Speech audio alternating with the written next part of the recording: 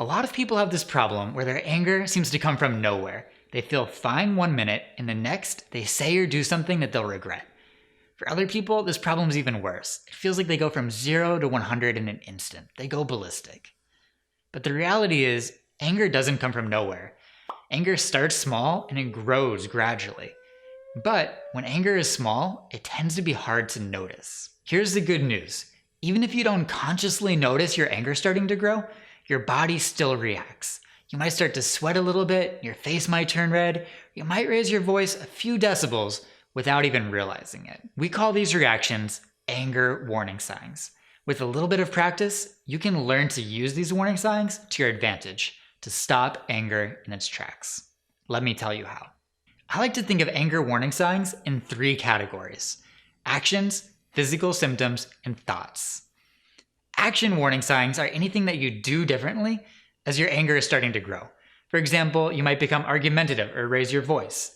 Or maybe just the opposite, maybe lower your voice, look at your feet, as if you're trying to avoid confrontation. Physical symptoms are changes that happen to your body outside of your control.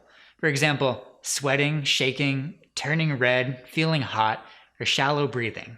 Finally, thoughts. These warning signs include changes to the way that you think as your anger is starting to grow. For example, you might become really fixated on the source of your anger, or maybe particular thoughts go through your head, like, I've been disrespected, or this is unfair. Now, everyone has their own personal warning signs. You might relate with something that I've just described, or you might experience something that's completely unique and personal to you. One of the best ways to learn about your own anger warning signs is with an anger thermometer. You can do this on a worksheet or a blank sheet of paper. To begin, write the number 10 at the top of the paper and number down to 1, leaving a few blank lines after each number.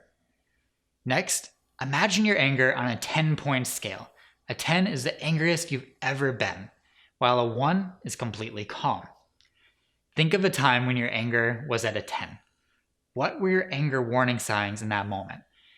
Maybe you became argumentative or physically aggressive, or maybe your body shook with rage. Whatever it was, write it down. Try to think of all 3 categories: actions, physical symptoms, and thoughts. Now, go down to the bottom. What are you like at a 1 on the scale?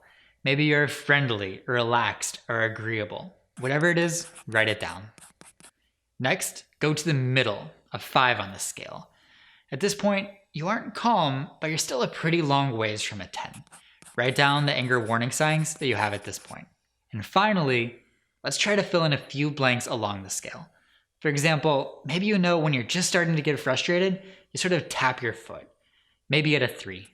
Write that down, along with any other warning signs that you can think of. Now, all of these items, these are your anger warning signs.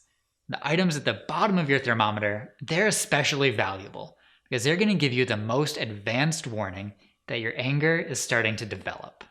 Once you've learned to catch your anger early, it becomes much easier to control.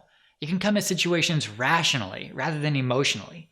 That means you can put yourself on warning, use a relaxation skill, or just walk away if that's what it takes. Now, catching your anger warning signs in the moment won't be easy at first. It takes practice. So to start, you should review your anger thermometer every day just to keep those warning signs fresh in your mind.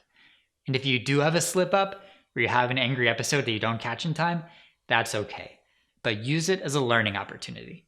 The next day, take a look back and ask yourself, what clues did I miss? Now, with practice, you will learn to catch your anger early. And this is going to put the power back in your hands.